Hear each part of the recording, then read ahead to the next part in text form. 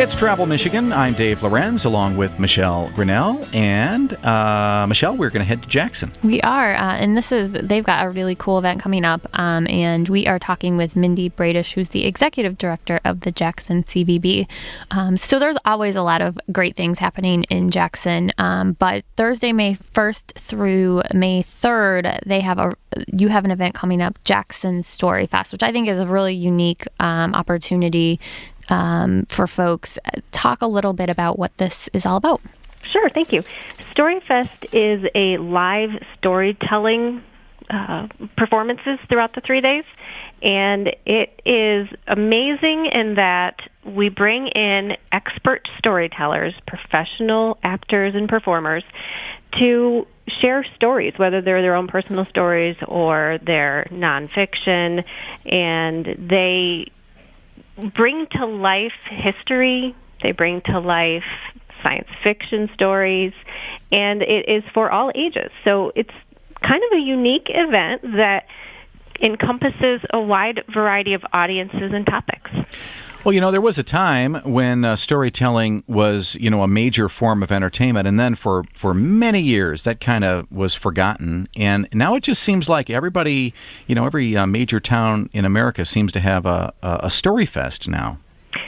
Yeah, and I participated in forensics in high school. Me too. And it was storytelling. Mm-hmm. And at that time, and I won't tell you how old I am, but it was odd. It wasn't something that you went around and did, and people kind of laughed at us when we did it. But it is great to see this type of performance coming back because it does share experiences and history and keeps it alive, and it's just fun. Yeah, I was actually a letterman in forensics. I know, is that a thing? Very proud. Yes, yes. So let's talk about it a little bit because a lot of people are probably wondering, well, telling stories. What do you mean by that? Give an example of the type of storytellers who are going to be there, the genre, so to speak. Sure, absolutely. So Thursday morning we start with the Silver Tales performance, which is geared towards senior citizens, but of course anyone can attend. And it is performed by Double Trouble. And these are expert tandem storytellers, our very own Judy Gale Krasnow from living here in Jackson, who also does all of our prison tours, and Carrie Sue Avar are going to share their tales of life on the road together. So this is some true stories, some tall stories, a little bit of history, very funny, hilarious, and some heartwarming stories as well. So that's Thursday morning, and then Friday morning we get the school children involved, and we have over 5,000 students participate. And then Friday evening, it's for primarily teens and adults, and we have international storyteller Antonio Roca from Brazil. And then Saturday, it's open for all ages, and there's competition for student storytellers. Judy Gale Krasnow comes back again with Carrie Sue Avar, and then we have the Alligator and Swamp Cabbage Sue. So those are their characters, and they perform songs, some medicine wagon elixir type stories, a lot of, again, humor, and they cue it as it's guaranteed to cure what ails you. Well, stand-up comedy is really big and has been for a long time, and I think that people might not realize the way stand-up comedy really started was in effect from storytelling and just being kind of telling funny stories. Exactly, and there's costumes involved, so yeah, it's quite a performance, and it really engages the audience. And it, like I said, it's historical and educational, yet just so much fun for the whole family. Talk about the venue or venues that folks can come and experience these stories in. Yep, it is all over downtown Jackson. We have it in churches, City Hall, our high school, the Michigan Theater, the Symphony Orchestra, the library. So there's a whole bunch of multiple venues, and all of the performances are free. They do have workshops throughout the 3 days that are $25 per workshop, but all of the performances are absolutely free. Well, I think that would be a really good thing for people to consider, especially if they're in business and they do a lot of presentations and want to have a better understanding of how to really kind of get across your message. That's a really good perspective on it, Dave. I know a lot of families go for their children to see a different type of performance, and of course actors like to see it. But really for the business to understand a different way of marketing, you're right, absolutely everyone can benefit. So we come to Jackson. It's Thursday through Saturday, May 1st through the 3rd, and maybe we want to stay overnight, see several performances of the storytellers.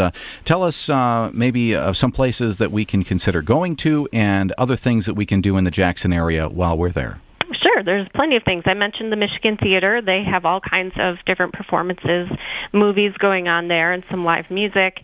We have a great little parlor ice cream store known for its Dare to Be Great, 26 scoops of ice cream, and if you can complete it, then you get your plaque on the wall. So all of those fun type of restaurants. And there's always something going on in the community. You can visit our community calendar to see the list of activities. There's something for everybody at every time of the day. You know, that doesn't seem like much of a challenge to me, that ice cream challenge. 26 scoops? Nah. In one sitting, Dave. Oh, I was going to say, are you allowed to share it? Is that per table? You know, I could do that and tell a story at the same time. I see a Pure Michigan commercial in the making. Or a tall tale. Yeah. So how do people get the schedule of, when the various performers are going to be telling stories so we can kind of decide which ones we might want to go to? Sure. You can just visit jacksonstoryfest.com. jacksonstoryfest.com. And is that also, I presume, it's on your experiencejackson.com website? Absolutely. Okay. And first performance is when?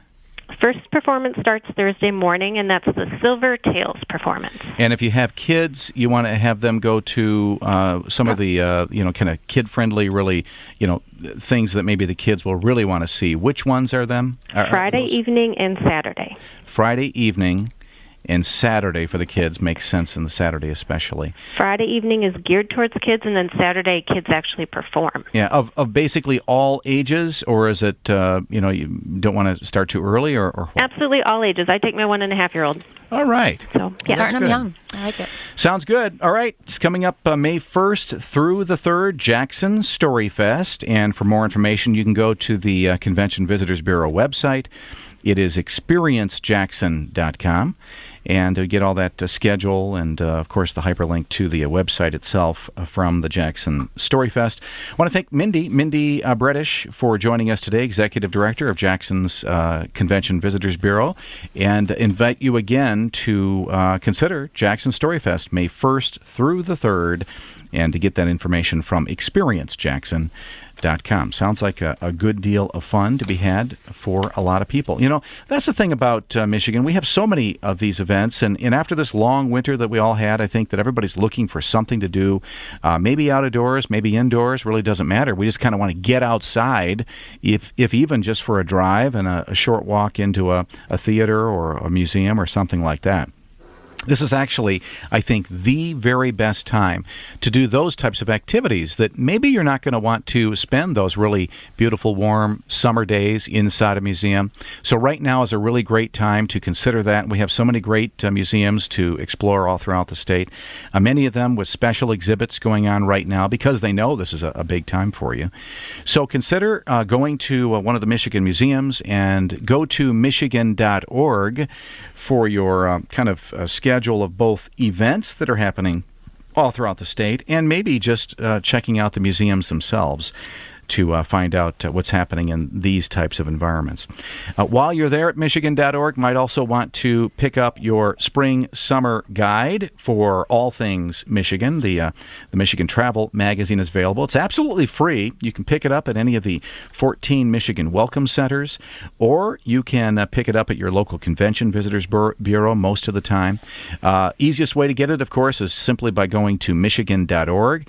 You will see on that home page there's a description of the magazine. You can order it. We'll send it to you for free. And if you simply want to look at it online, there's a digital version online as well, right at that link from the little picture of the magazine. So check that out today, and make sure to order your Pure Michigan travel guide for spring, summer. It will inspire you to travel all throughout the state of Michigan. Speaking of great places in Michigan, Holland is certainly one of them, especially at this time of year. We're going to talk tulip time next, right here on Travel Michigan, where your trip begins at michigan.org.